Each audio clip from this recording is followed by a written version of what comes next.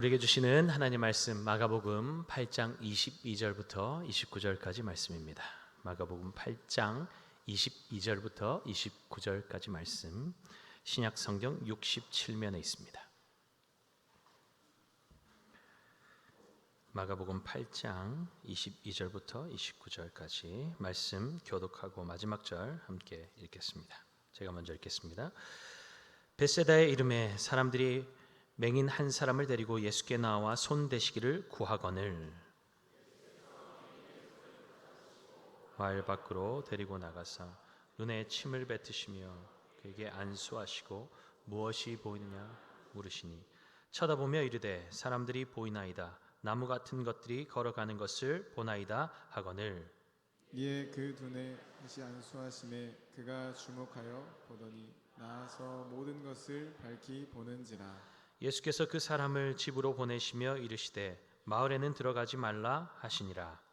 예수와 제자들이 빌립보 가이사라 여러 마을로 나갈새 길에서 제자들에게 물어 이르시되 사람들이 나를 누구라고 하느냐.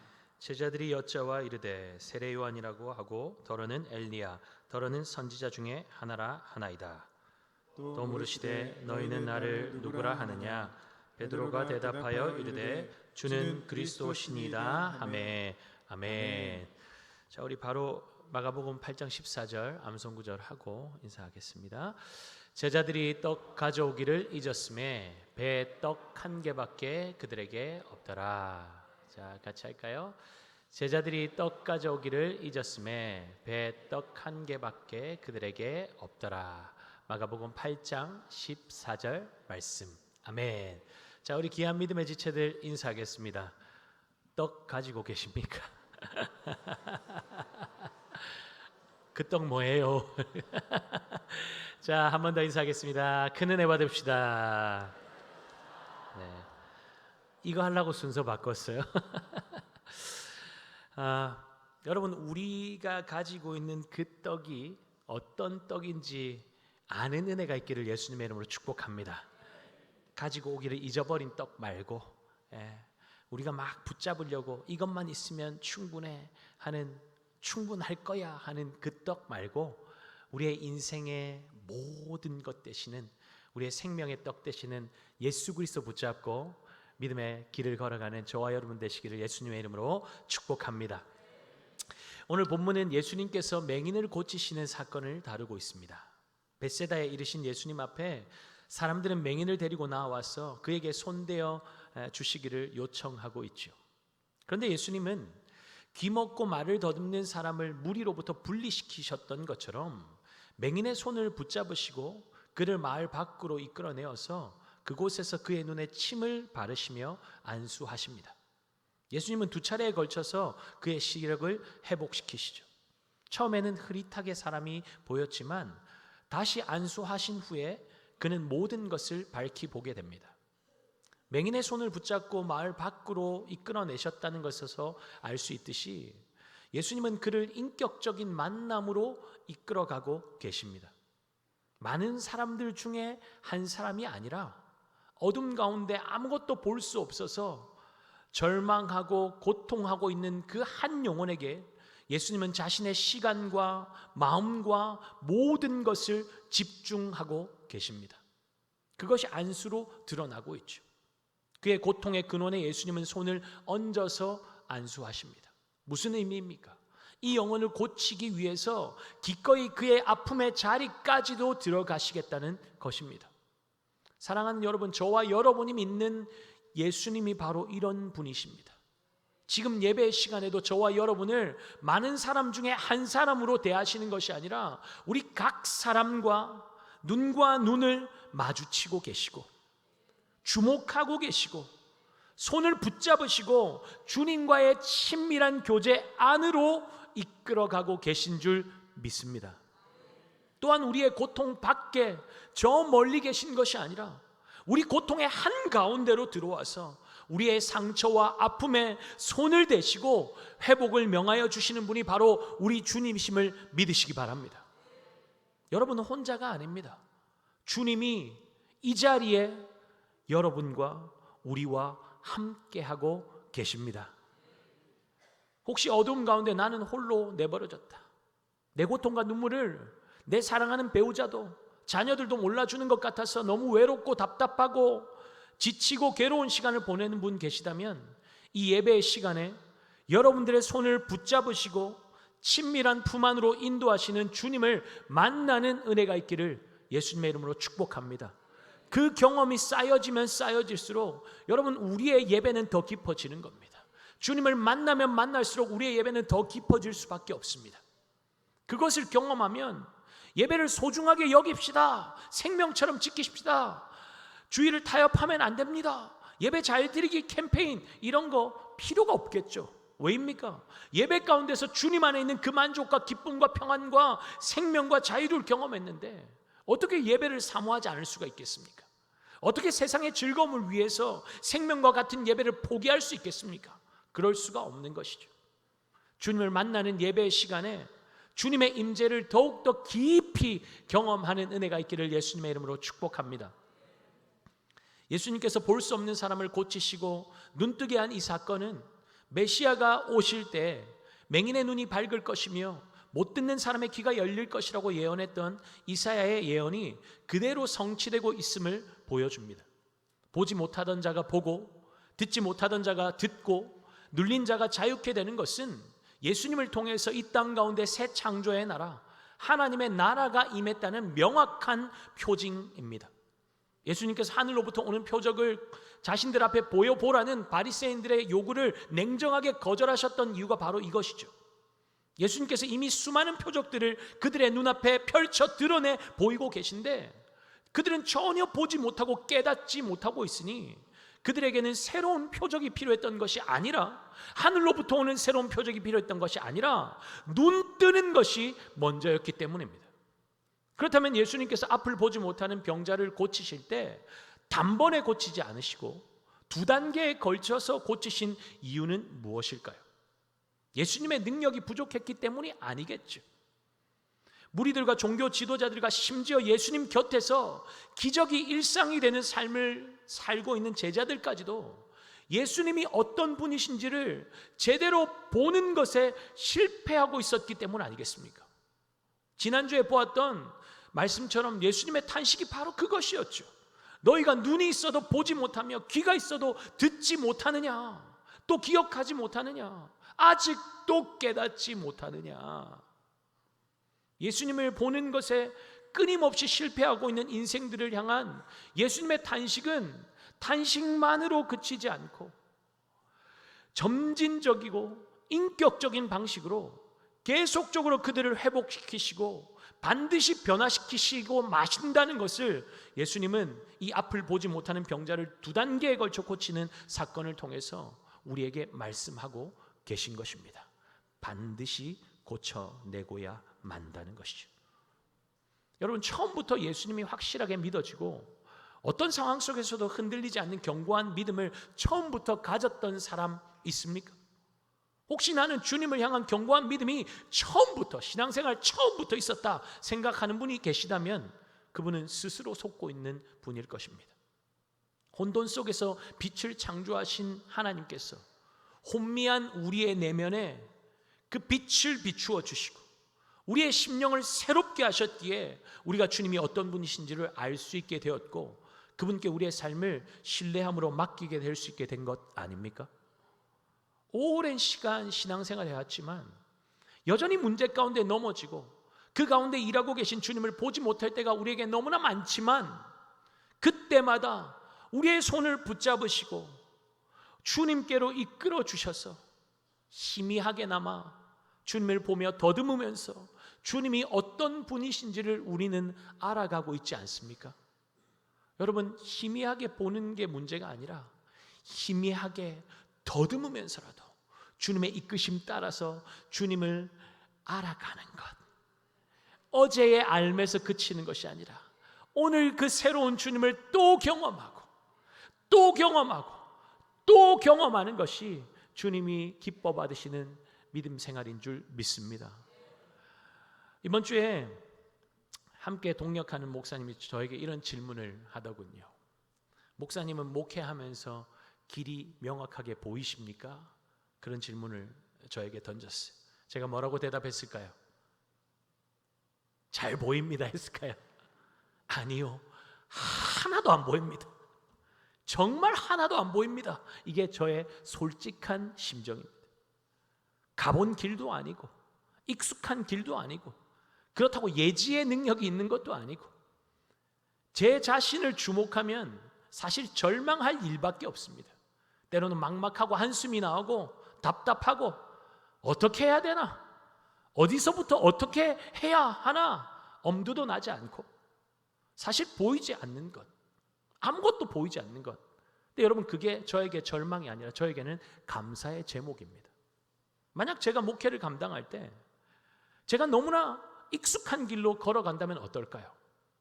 과연 안 보일 때처럼 주님 나는 아무것도 몰라요, 아무것도 안 보여요, 주님이 하세요, 주님이 이끌어주세요, 그렇게 간절한 마음으로 주님을 의지할 수 있을까요?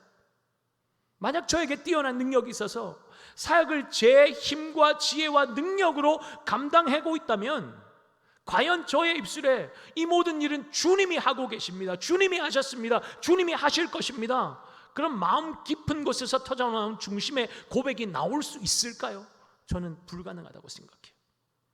우리가 내 힘으로 조금만 이루면 입술에 가득한 말이 뭡니까? 내가 그거 아닙니까? 내가 이것도 했고 저것도 했고 내 손길이 미치지 않은 곳이 없어. 마치 주님의 은혜가 미치지 않는 곳이 없는 것처럼 그렇게 말할 때 그게 우리의 죄성 아닌가요? 그러니 제가 잘해서 사역이 되고 있다면 제 안에 가득한 죄성이 가만히 있을 리가 없죠. 언제든 고개를 치켜들고 내가를 외치고 있겠죠. 근데 정말 앞이 보이지 않고 이 길 제대로 가는 건 맞아? 나 제대로 하고 있는 거 맞나?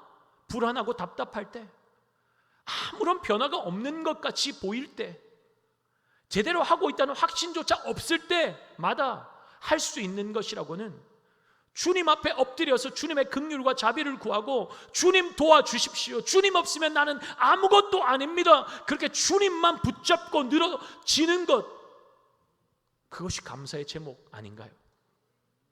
그러니 잘 되어도 잘못 되어도 다 주님의 뜻 안에서 이루어지고 있는 일들임을 인정할 수밖에 없기에 저는 그것이 은혜라고 생각합니다. 약할 때 강함 되시는 내 아버지 하나님을 경험하면서 목회하니까 힘 주시는 때까지만 맡기신 일 감당하면 되는 것 아니겠습니까? 그러니 내가 뭘 그렇게 힘을 주겠습니까? 못 바꾸면 어때요? 안 바뀌면 어때요? 오해받고 욕 좀 먹으면 어떻습니까? 인정 안 해주면 어떻습니까? 어차피 내 힘과 지혜로 하는 것이 아닌데요. 여러분, 이것이 우리의 모두의 고백이 되어야 하지 않겠습니까? 주님께서 내 삶에 깊이 개입하고 계시니 나의 모든 순간이 주님의 손에 이끌림 받고 있다는 확신이 여러분에게 있으십니까? 그 확신이 있다면 내 삶을 내가 어찌 해보려고 시도하는 헛된 몸부림은 멈춰져야 하는 것입니다. 왜죠?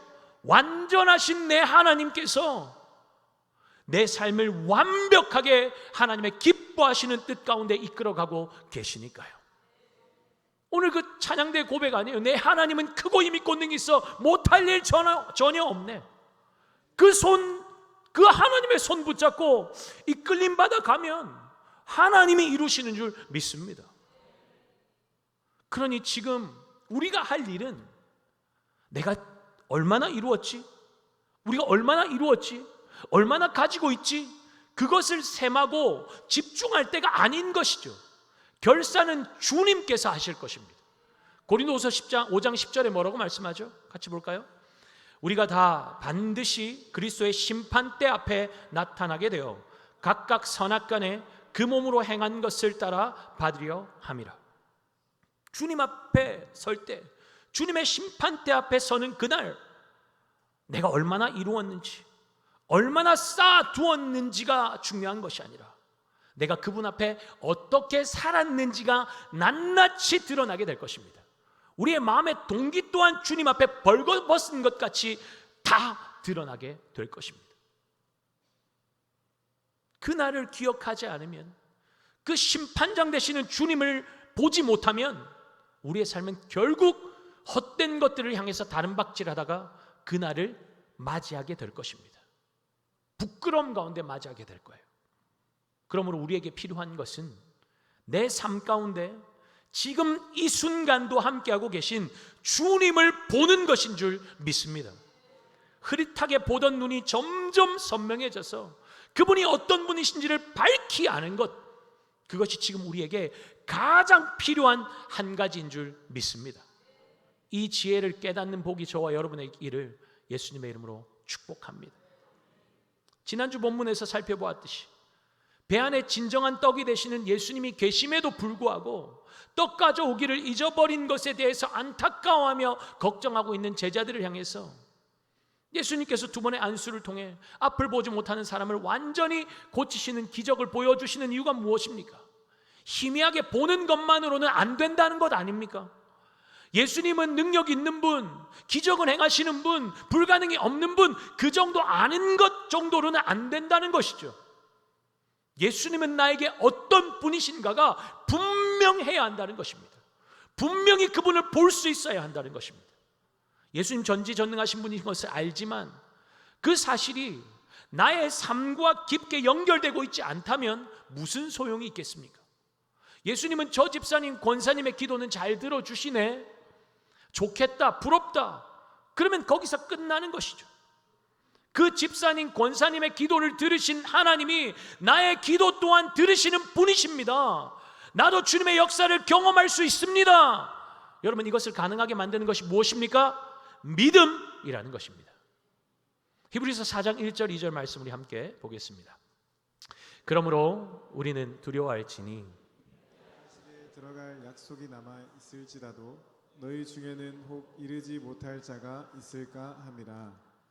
그들과 같이 우리도 복음 전함을 받은 자이나 들은 바 그 말씀이 그들에게 유익하지 못한 것은 듣는 자가 믿음과 결부시키지 아니함이라. 아멘. 왜 말씀이 유익하게 내 삶을 변화시키고 내 삶 가운데 다가오지 않습니까? 믿음과 결부시키지 않기 때문이라는 것이죠. 기적 행함을 보는 것 정도로 안 된다는 거예요. 예수님께서 맹인을 처음 안수하신 후에 물으셨을 때 그가 뭐라고 대답합니까? 나무 같은 것이, 나무 같은 사람이 걸어가는 것처럼 보인다 하죠. 보이기는 보입니다. 예수님이 좋은 분이라는 거, 능력 있는 분이라는 것도 압니다. 근데 딱 거기까지인 것이죠. 왜죠? 나의 삶과 연결되지 않았기 때문입니다. 그것이 흐릿하게 보는 상태입니다. 그러자 예수님께서 어떻게 하십니까? 거기서 멈추지 않으시고 다시 그에게 안수하시죠. 25절입니다. 이에 그 눈에 다시 안수하심에 그가 주목하여 보더니 나아서 모든 것을 밝히 보는지라. 모든 것을 밝히 보는지라. 무슨 말입니까? 눈이 열려서 이제 진정으로 보아야 할 주님을 주목하여 보게 되었다는 것 아니겠습니까? 주님은 제자들이, 그리고 오늘 이 자리에 앉아있는 저와 여러분이 예수님이 어떤 분이신지를 아는 것을 넘어서 그 주님을 자신의 삶에 믿음으로 결부시키는 자리까지 나오기를 간절히 원하고 계십니다. 그냥 흐릿하게 보는 정도로 그치면 안 된다는 거예요. 명확하게 보아야 한다는 거예요. 나는 예수님과 깊은 관계 속에 있다는 것을 무엇을 통해서 알 수 있습니까? 말씀에 해박한 지식입니까? 주님의 이름에 열심을 내는 것입니까? 그런 것들이 주님과 우리가 친밀한 관계 속에 있다는 것을 증명해 주지 않습니다. 얼마나 많은 일을 하느냐가 친밀한 관계를 증명하는 것이 아니라고요. 니고데모, 말씀에 얼마나 해박한 지식을 가지고 있었습니까? 나는 잘 알고 있다, 다 안다, 보아야 할 것을 보고 있다, 자부하고 있었겠죠. 그런데 주님께서 그에게 뭐라고 말씀하십니까? 아노센, 너는 거듭나야 한다. 아직 아니라는 거예요. 영적으로 닫혀 있다는 거예요. 자신은 안다고 자부하고 있었고 하나님 나라에 들어가기에 적합한 자라고 굳게 믿고 있었지만 예수님은 아니라는 거죠. 넌 거듭나야 하나님 나라에 들어갈 수 있다고 말씀하시는 것입니다. 영적으로 열려있지 않다는 거예요. 닫혀 있다는 거예요. 그러니까 어둠 속에 있어도 그 사실을 알 수가 없었던 것이죠. 바울 되기 전 사울은 어땠습니까? 그는 바리새인 중에 바리새인이었고 율법에 탁월했습니다. 그가 하나님의 일에 얼마나 열심을 냈습니까? 그런데 다메섹 도상에서 충격적인 주님의 음성을 듣게 되죠. 사울아 사울아, 네가 어찌하여 나를 박해하느냐. 열성적으로 하나님의 일을 감당하고 있는데 그 일이 주님을 박해하는 일이에요. 교회를 박해하는 일이라는 것입니다. 왜 이런 일이 일어납니까? 눈이 닫혀 있기 때문 아닙니까? 닫혀 있으니까 몰라요. 그러니 어둠의 일인지 무엇인지 분별하지도 못하는 것이죠. 다메섹 도상에서 밝은 빛 가운데 나타나신 주님을 보고 바울은 앞을 볼 수 없게 됩니다. 눈을 뜨고 있으나 볼 수 없는 상태, 그것이 바로 사울의 영적인 상태였던 것이죠. 그런데 하나님께서 아나니아를 바울에게 보내어서 그를 안수하여 다시 보게 하십니다. 사도행전 9장 18절, 즉시 사울의 눈에서 비늘 같은 것이 벗어져 다시 보게 된지라. 일어나 세례를 받고. 그가 하나님의 일을 한다고 열심을 내면서 예수 믿는 사람들을 잡아서 죽이려 했던 이유가 무엇이었습니까? 눈에 비늘 같은 것이 씌어져 있으니까 정작 보아야 할 것을 보지 못했기 때문 아닙니까? 어둠의 일을 하고 있는데도 몰라요.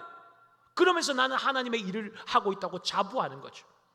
그런데 그의 눈에서 비늘이 벗겨지니까 어떻게 됩니까?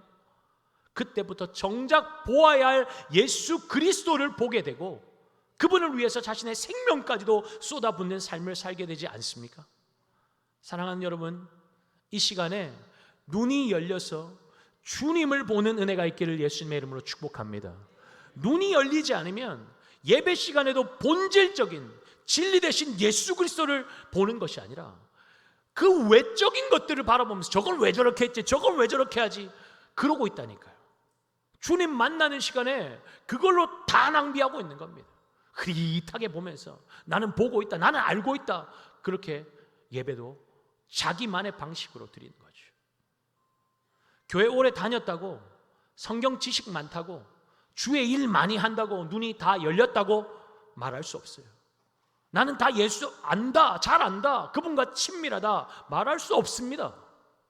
성경에 해박한 지식을 가졌다고 할지라도 예수님을 보지 못하는 사람이 너무나 많습니다. 자유주의자들 보세요. 이단들 보세요. 대단한 지식을 가졌지만 엉뚱한 소리들 하고 있지 않습니까? 정작 붙잡아야 할 주님을 놓치니까 오히려 사람들을 망가뜨리고 멸망으로 가는 길로 인도하지 않습니까?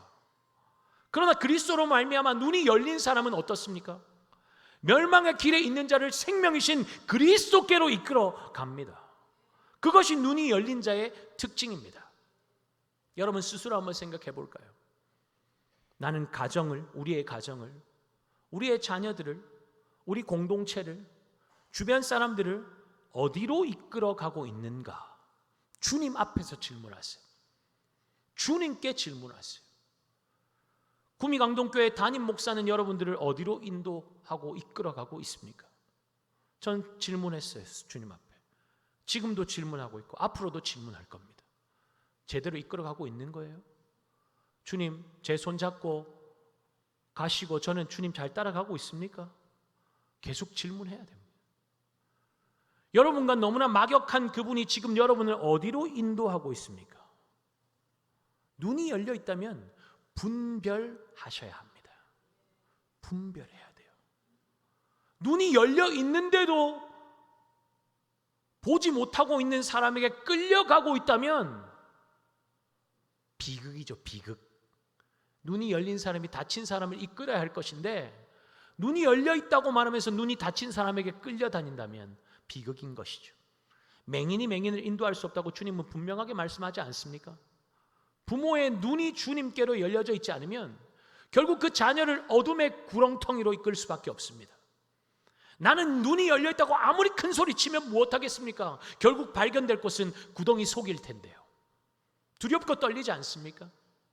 나중에 구덩이 속에서 발견되지 않으려면 닫힌 두 눈을 여시는 주님을 주목해야 합니다. 주님 앞으로 나와야 합니다. 나는 보고 있다, 나는 알고 있다, 이 생각이 왜 위험합니까? 마땅히 주님 앞에 나와서 고침을 받아야 할진데 자신은 아니라고 굳게 믿고 있으니까 치유자 되시는 주님께서도 어찌할 방도가 없으신 것이죠. 나와 고침 받으라 하시는데 아니 난 괜찮아요, 나는 건강해요, 고칠 수가 없는 거죠. 자신의 병을 인정하지 않으면 명의가 곁에 있어도 무슨 상관이 있는 겁니까? 주님 우리에게 허락하신 안식을 누릴 수 없는 이유가 무엇이죠? 왜 우리의 인생의 배 안에 이미 들어와 계신 주님의 능력이 우리의 삶 가운데 드러나지 않을까요? 믿음과 결부시키고 있지 않기 때문 아닙니까? 나는 안다고 착각하고 그렇게 어깨에 힘주고 있으니까 그런 것 아닙니까? 이 사건 이후에 예수님께서 제자들에게 사람들이 나를 누구라 하냐고 질문하시는 이유가 무엇일까요? 예수님이 어떤 분이신지를 제대로 아는 것이 그 삶을 완전히 바꾸는 능력이 되기 때문인 것이죠. 예수님께서 제자들에게 질문하십니다. 27절 봅니다. 예수께서 제자들에게 물어 이르시되 사람들이 나를 누구라 하느냐? 제자들의 사람들의 반응을 전합니다. 세례 요한, 엘리야, 선지자 중에 하나라고 합니다. 예수님에 대해서 들었다고 안다고 말하지만 그들이 주님을 바라보는 눈은 여전히 희미합니다. 그렇다면 제자들은 예수님이 어떤 분인지를 제대로 보고 있습니까? 사실 예수님의 관심은, 이 질문을 하시는 의도는 사람들이 아니라 제자들에게 있었죠. 29절이죠. 너희는 나를 누구라 하느냐? 사람들 말고 너희는 나를 누구라고 하느냐? 예수님은 제자들에게 묻고 계십니다. 또한 우리에게 묻고 계신 것이죠. 여러분, 이 질문이 왜 중요합니까? 사람들이 예수님을 어떻게 아는지가 중요한 것이 아니라 지금 내가 예수님을 누구로 알고 있는지가 중요하기 때문입니다. 사람들이 뭐라 말하느냐, 그게 중요한 게 아니에요. 나는 그분을 뭐라고 생각하고 있냐고, 어떤 분으로 대하고 있냐고, 그게 중요한 거예요. 예수님이 좋은 분, 능력 있는 분, 세상 사람들이 다 안다고 해도 그것이 나의 삶과 연결이 되고 있지 않다면 아무런 소용없는 겁니다. 히브리서가 말하는 것처럼 들은 바 말씀이 믿음과 결부되지 않으면 무슨 유익이 있습니까? Nothing이죠. 베드로가 예수님의 질문에 대답합니다. 주는 그리스도시니이다. 이것이 바로 믿음과 결부된 고백입니다. 사람들이 하는 말을 듣고 옮긴 게 아닙니다. 예수님을 향한 베드로 자신의 고백인 것이죠. 오랜 시간 예수님 곁에서 흐릿하게 보며 더듬거리다가 실패하고 넘어지는 과정 속에서 예수님은 그를 그냥 내버려 두신 것이 아니라 점진적으로, 인격적으로 그의 눈에 손을 대시고 그의 눈을 열어주셨고 마침내 그의 입에서 이러한 고백이 터져나오게 하신 것입니다. 두 번째 안수를 통해 흐릿하게 보던 눈을 열어주시니 주는 그리스도시니이다, 이런 고백이 나올 수 있었던 것이죠. 지금 베드로의 고백이 드려지는 곳은 가이사랴 빌립보입니다. 그곳은 거대한 로마 황제의 신전이 가득한, 황제를 신으로 숭배하는 땅입니다. 눈에 보이는 거대한 세상 권세가 지배하는 그곳에서 베드로는 눈에 잘 보이지도 않는 초라한 목수 출신의 예수님을 향해서 황제가 아니라 주님이 나의 유일한 구원자이십니다, 주님이 나의 왕이십니다 라는 고백을 올려드리고 있는 것이죠. 여러분, 이것이 어떻게 가능합니까? 세상의 화려함과 권세보다 더 크신 주님을 보는 영적인 눈이 열려졌기 때문 아닙니까? 그러나 여러분 기억하시죠? 베드로는 이 위대한 고백을 드린 직후에 주님이 십자가 고난을 말씀하시자 다시 눈이 흐릿해져서 주님 앞길을 가로막다가 엄청난 책망을 듣게 되죠. 위대한 고백을 했던 베드로조차도 여전히 더 고침을 받아야 할 영적 시력의 약함을 가지고 있었던 것입니다. 우리의 믿음도 이와 같지 않습니까? 옛날에 내 믿음 참 좋았지, 지금은 어떠냐는 거예요. 지금 고침받아야 할 때가 아닙니까? 나아지고 있어요? 어제보다 오늘 나아지고 있습니까? 보셔야 돼요. 사랑하는 여러분, 오늘 이 자리에 계신 예수님은 저와 여러분에게도 동일하게 질문하고 계십니다. 너희는 나를 누구라 하느냐? 이 질문 앞에 여러분의 고백은 무엇입니까? 내 삶이 여러 가지 문제로 흔들릴 때, 건강이 무너졌을 때, 미래가 한 치 앞도 보이지 않을 때에도 예수님은 여전히 나의 그리스도이십니다. 나의 완전한 주인이십니다. 나의 왕이십니다. 맞습니까? 그렇게 고백할 수 있습니까? 교회 오래 다녔으니까, 직분이 있으니까, 성경 많이 알고 있으니까, 주의 일 열심히 감당하고 있으니까 당연히 나는 잘 알고 있다라고 생각하십니까? 니고데모도 알고 있다고 했고, 사울도 하나님 일 열심히 한다고 했습니다. 그러나 눈이 열리지 않으니까 엉뚱한 소리를 하고 있고, 눈이 열리지 않으니까 주님의 일 한다고 말하면서 오히려 주님을 찌르고 박해하는 원수의 자리에 서지 않습니까? 여러분, 마음에 새겨야 합니다. 마음에 새겨야 돼요. 열심히 하는 게 중요한 게 아니라니까요. 그 방향이 어디를 향하느냐가 중요한 것입니다. 주님의 뜻 가운데 행하고 있느냐가 중요한 것입니다. 우리가 듣는 말씀을 마땅히 믿음과 결부시키지 않으면 우리 역시 눈이 먼 채로 열심만 내는, 오히려 주의 몸을 나누는 데 쓰임받는 그런 종교인으로 마무리할 수 있습니다. 믿음과 결부시킨다는 것이 무엇이죠? 머리로 아는 예수님의 전능하심을 오늘 나의 고통의 자리, 위기의 현장, 삶의 현장, 깨어진 관계 속으로 끌고 들어와서 그 주님께 모든 삶의 모든 것들을 맡겨드리는 것, 신뢰하며 맡겨드리는 것입니다. 그게 믿음과 결부시키는 거예요. 주님, 내 모든 것 되신다면서요. 그러면 그 모든 것 되시는 주님이 내 삶의 선택과 결정에 가장 먼저 물어봐야 될 분 아닙니까? 지금 내 삶 가운데 깊이 개입하고 계신 주님, 고통 가운데서 눈물을 흘리는 내 상한 눈에 손을 얹고 계신 주님, 흐릿하게 보이는 나의 눈을 밝히 열어주실 주님을 지금 이 자리에서 믿음으로 붙잡는 저와 여러분 되시기를 예수님의 이름으로 축복합니다. 다른 것 붙잡으면 안 돼요. 주님을 붙잡아야 돼요. 눈이 열리면 세상에 묶이지 않을 수 있습니다. 세상보다 크신 주님을 선명하게 볼 수 있기 때문입니다. 여러분, 신앙이 깊어져 간다는 것은 어떤 의미일까요? 많이 알게 된다는 것일까요? 그렇지 않죠. 내 삶에 그리스도가 점점 더 선명하게 보인다는 것 아니겠습니까? 선명하게 그분이 보이고 있습니까? 아우, 작년에는 선명하게 보이는데 지금은 흐릿해요. 그러면 여러분, 주님 앞으로 나와 내 눈을 열어주십시오 간구해야 합니다. 주님을 선명하게 보지 못하면 흐리멍텅한 생각과 흐리멍텅한 사고와 흐리멍텅한 생각으로 오히려 주님의 일을 방해할 수 있고, 내가 주님보다 앞서서 주님보다 높은 자리에 앉아서 내가 내 인생을 다스리고 망하는 지름길로 갈 수 있는 거예요. 선명하게 보아야 합니다. 주님이 더욱더 선명해지는 은혜가 있기를 예수님의 이름으로 축복합니다. 이전에는 어떤 결정을 할 때에도 세상 기준에 눈이 흐려져 방황했었는데, 주님이 선명하게 보이니까 어떻습니까? 선택과 결정도 상황에 떠밀려서 하는 것이 아니라 주님이 원하시는 뜻을 쫓아서 하게 되는 것이죠. 삶과 믿음이 동떨어져 있는 것이 아니라, 교회에서 삶, 직장의 삶이 떨어져 있는 것이 아니라 말씀을 믿음으로 삶에 결부시키니까 주님이 주신 은혜는 우리의 삶에 흘러넘치고, 할렐루야, 상황과 환경과 상관없는 하늘의 안식이 우리의 삶 가운데 부어지는 것을 경험하게 되는 것이죠.